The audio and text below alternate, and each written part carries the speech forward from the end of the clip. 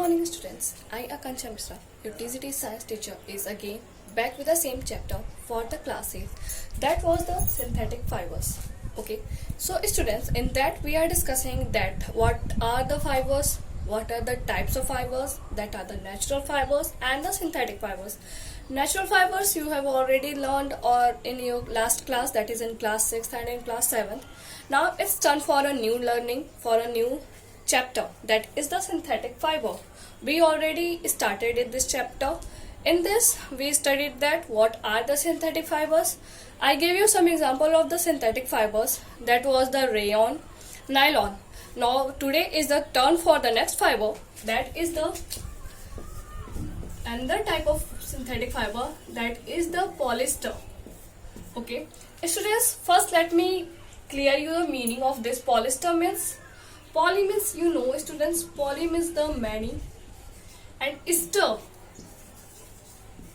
is a word that sends units. Okay students, so many small units that are formed or that are linked together, they form the synthetic fiber that is called as the polyester.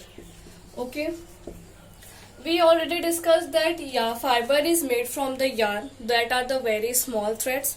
Then the fiber is a long thread. Then after that fiber is converted to the fabric by the industrial process. Same way as the synthetic fiber is the artificially made fiber. It contains three types of fibers in it, that is rayon, nylon and the polyester. Rayon we already discussed, that is made from the fruit pulp and the vegetable pulp.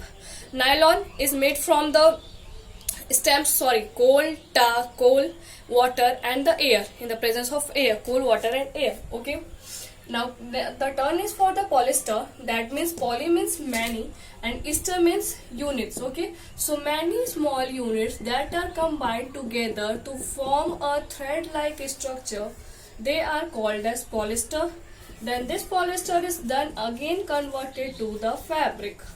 Okay, students, before going to this, you must have heard that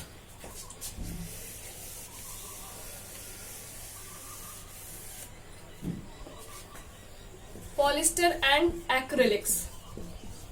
Okay, we will talk it about together. Okay, so polyester are the fabric that are made of small units that are combined together to form a long thread like structure, that is called as polyester. Now acrylic, you must have learned that wool is obtained from the sheep. Okay, sheep's hairs or the yak or the goat's hair. Okay, but now in market, as they are expensive, so now in market the consumers or the distributors are producing less cheaper or the less cheaper and higher in demand products.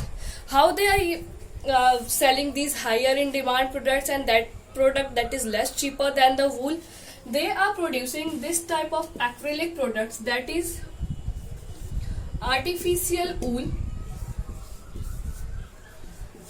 that is less expensive and more in demand. Okay students, as the acrylic and the polyester have the quality of the have the specific quality, that is of easy availability, you can also say students, all the synthetic fibers are now easy available in the market rather than these natural fibers. Okay, so natural fibers takes more time, takes more labor, takes more cost also. That's why people are preferring more synthetic fibers rather than these natural fibers. So synthetic fibers like polyester and acrylic are easy available and less expensive and more in demand. Why any other reason you can give me, students, why the people are going towards this polyester and acrylic? Because they are going towards it because these type of fabrics or these types of cloths do not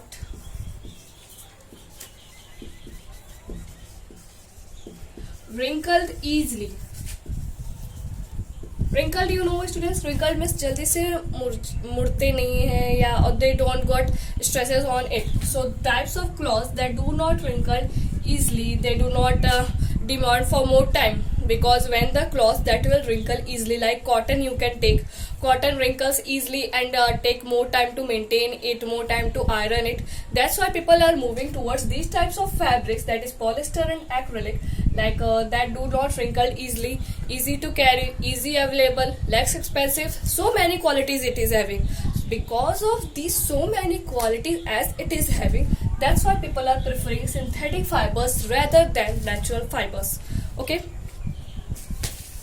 one of the example you can take, students, like how to differentiate between natural fibers,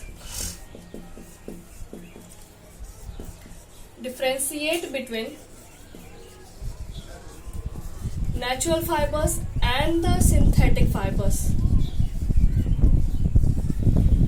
In this, students, what you have to do, you have to just take a piece of natural fiber and a piece of synthetic fiber cloth. Okay, after taking these two pieces, one of natural fiber and other of synthetic fiber, you need to burn it little. Okay, just burn it on a side, and then what you have to notice, you have to notice the result. What the result you will see, that synthetic fiber will start melting,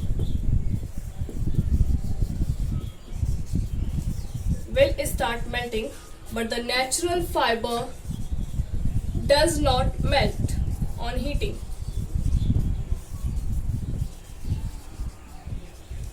That's why scientists or the researchers do not allow us to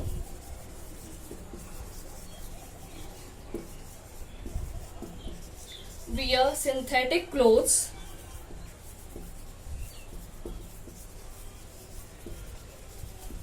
in the kitchens or labs or the laboratory, you can say. Okay, so this is the difference between natural fibers and the synthetic fiber, students, that you need to take a two piece of cloth, that is one of natural fiber and other is of synthetic fiber. You have to heat it, and after heating you will see that synthetic fibers start melting, and natural fibers does not melt on heating. And after that, that's why you can say that synthetic fibers start melting. That's why researchers or the scholars does not allow us to wear synthetic fiber clothes in kitchens or in labs. Okay,